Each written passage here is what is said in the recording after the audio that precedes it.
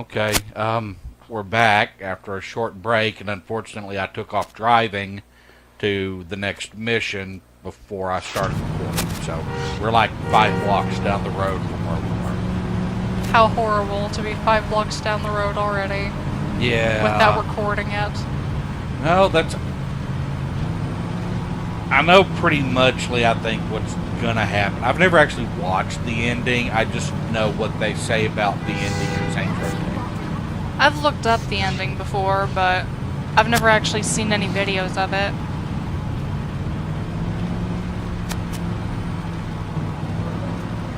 We haven't actually talked about what we're gonna do for Saints Row 2 yet. What do you mean? You know, that's whose game it's gonna be, how we're gonna do it. Like I said, we don't have a console version of Saints Row 2. Oh no. We've both got it on PC. We've both got it on PC. You have expressed in the past that you don't enjoy playing it very much.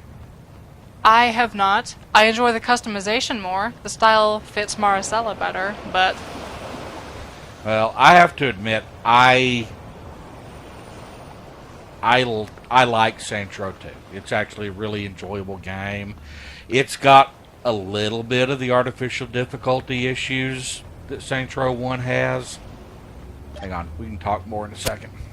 Yeah. Let's get this finished. Let's. Salting the earth. That sounds like something Johnny would agree with if he knew what it meant. Your guest is here, Mr. Hughes. Thanks, Stephen. If you don't mind, could you wait outside? I'm Richard Hughes. It is a pleasure to meet the man who handed me the election. No need to be modest. I'm serious. There's no way I could have beaten Marshal Winslow. God rest his soul. But you made the impossible happen, and for that, I can't thank you enough. It might be because you have a had Winslow villain's been the only voice. person killed, the attention would have definitely been cast on me. But after that fireworks display you pulled at his funeral, it's become abundantly clear these horrible crimes were perpetrated by the 3rd Street Saints. While before people criticized my Saints Row urban renewal plan, it is now being lauded. See, until you came along, I was displacing poor people. Now, I'm destroying a hotbed of gang activity. What can I say? The public is fickle. Champagne. As you get older, you quickly learn that there are only 2 types of people in this world. Race, money, gender, none of this matters. At the end of the day, you're either a winner or a loser. Now, the sad truth about our situation is that in order for me to be a winner, I have to level your neighborhood and salt the earth. Hold on for a moment. Stephen, could you come in here? Where was I? Oh yes, salting the earth. Now I suppose I could try to pay you off, but really, what's the point? You just say no, or in your case, stand there looking intimidating, and we'd be right back to where we started. So I figured I'd cut the middleman and get right to the point. Yo, can you speed this shit up? I want to go to Freckle Bitches. You're going to die here, son. Make no mistake about that. But if it makes it any easier on you, I'll be sure to thank you in my acceptance speech. Now, if you'll excuse me, I have a party to...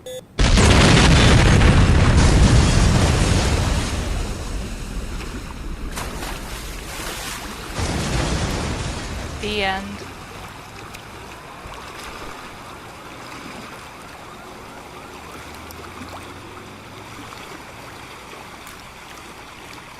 Yes, Charlie, that is frightening, isn't it, baby? Now, This just into the newsroom. A deadly explosion has rocked the waterfront. Our Jane Valderrama is already at the scene. Jack, waterfront residents and the press who were setting up their cameras and microphones to cover the gala fundraiser scheduled for mayoral candidate Hughes' campaign were treated to an amazing sight a few moments ago as the yacht registered to the alderman exploded in a shower of brass and mahogany. We were a safe distance away, so no one here was injured, as far as we can tell. But we have no word as to who, if anyone, was actually aboard. We don't know how this happened, why this happened, or even who was on the boat, if anyone, as no survivors have been located.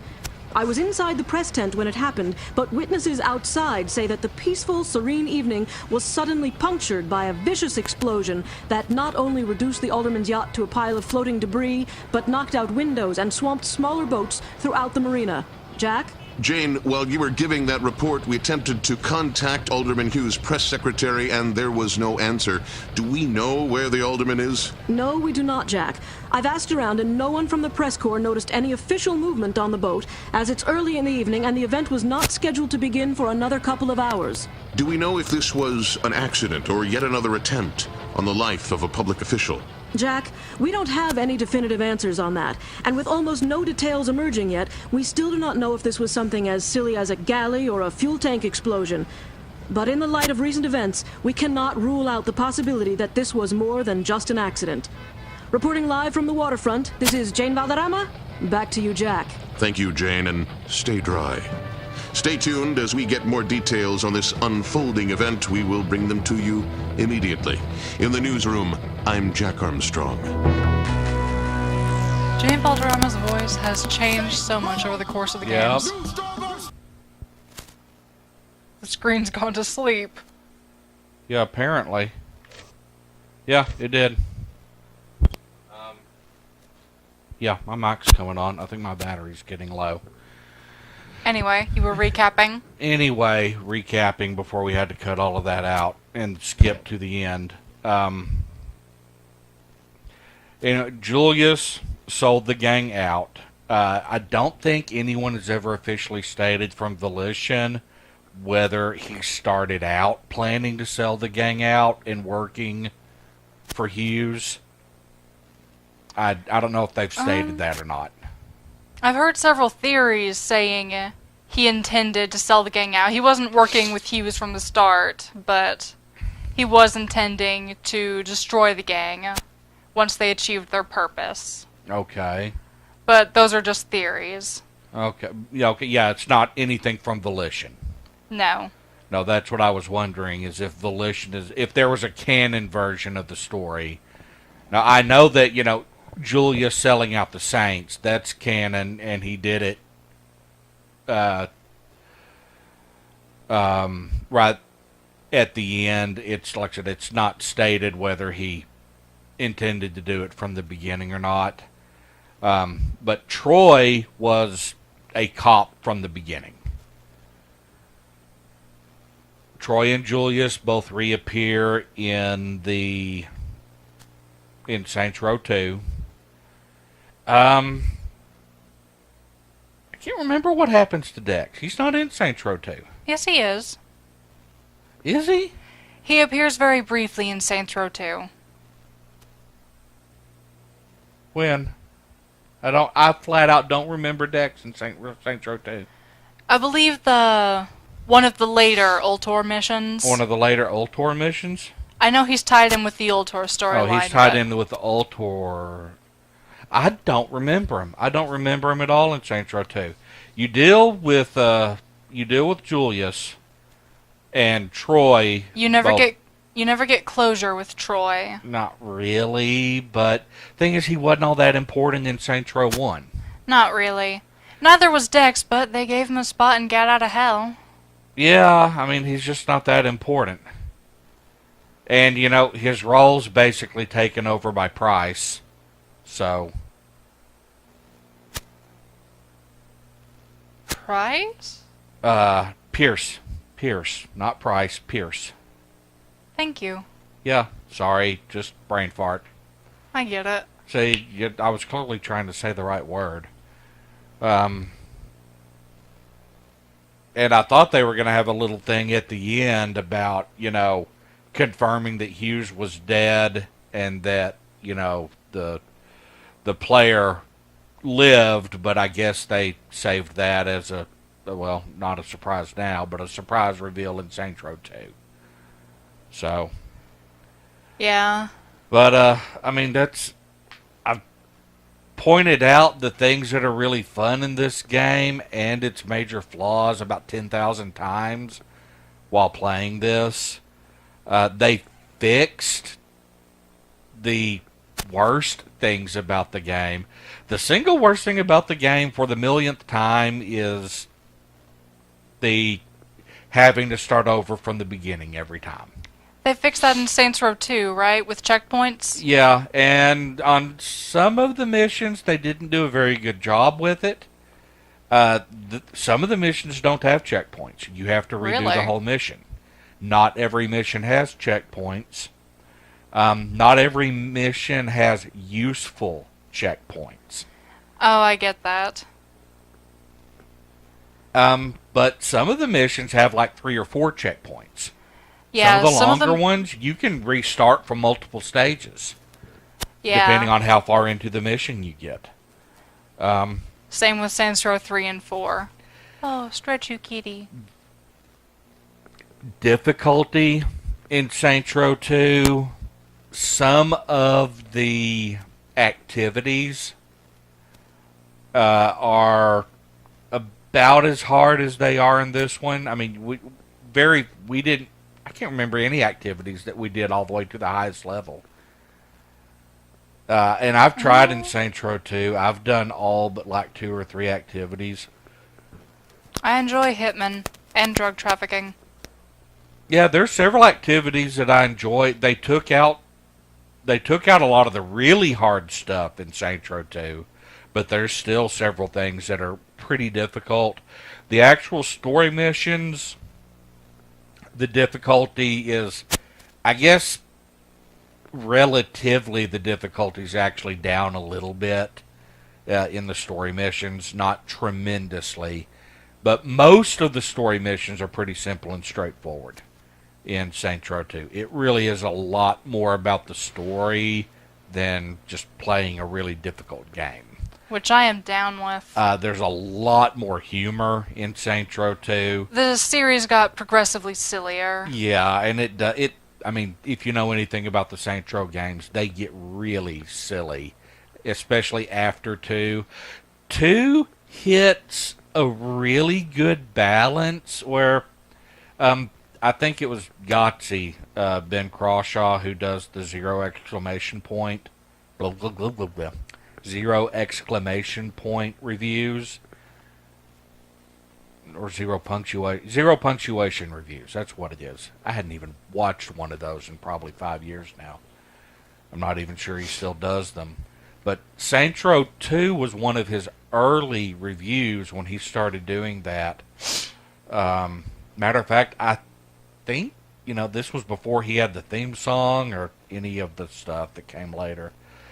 But he mentioned, he was, 10 or 15 hours into the game, and, realized that he was playing the game as a Batman villain, and that it fit perfectly in the game.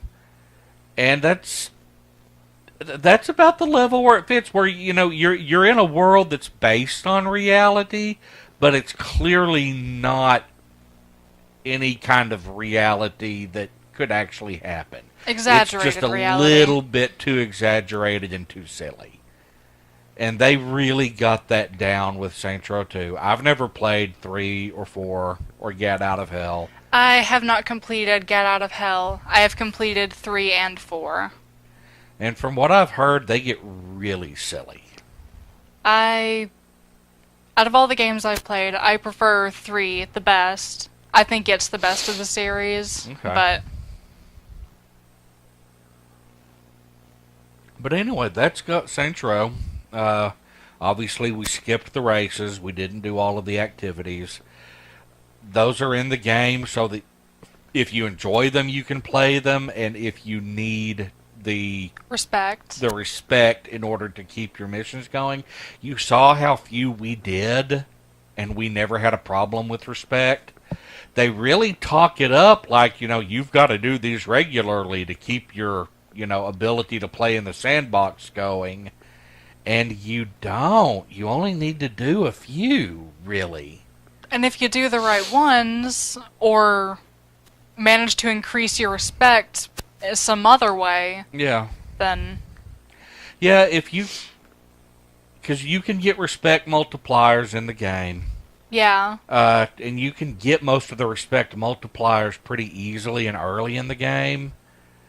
And then after that, you're talking about doing like level 1 through level 3 of probably a quarter of the activities, and you'll have all the respect you need for the entire game.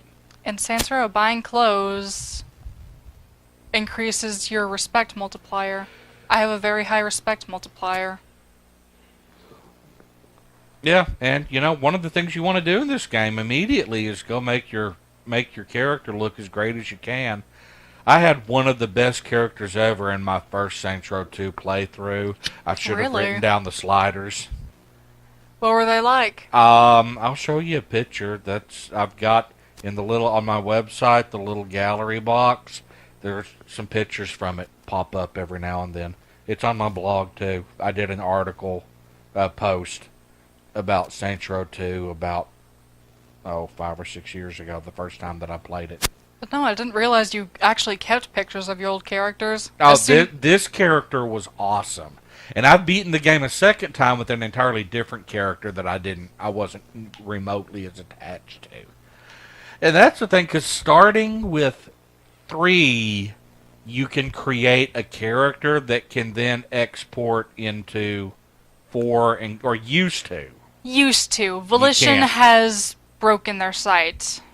So you can't do it anymore. You cannot, which is why you write down the sliders instead. You used to be able, you technically can just by recreating it. In Saints Row 3, 4, and Get Out of Hell, they all use the same character creation system. Yes. So you can write down what all the settings are and create the same character in each game. In Get Out of Hell, you actually are not given the ability to customize your character. Oh, yeah, I It goes guess off your not. most recent Saints Row 4 save. Okay. And so that's literally the same character. Yes. But 3, you can write down all your slider settings, and go and recreate the character in 4, and then Get Out of Hell uses a 4 save game to recreate your character. So the last 3 games in the series all use the same character. And 3 and 2 are similar character creators, but they're not the same. Oh, no. No, I'll have to put up a picture of... It would be great if I could recreate the character, but in Saints Row 2, I think they actually simplified the character creator a bit for 3 and 4. From what it is in 2, because there's a lot of things that you disagree. can... Oh, it's more complex? I wouldn't say it's more complex. It's about equal levels of complexity. Okay. Oh, what's the downloadable content?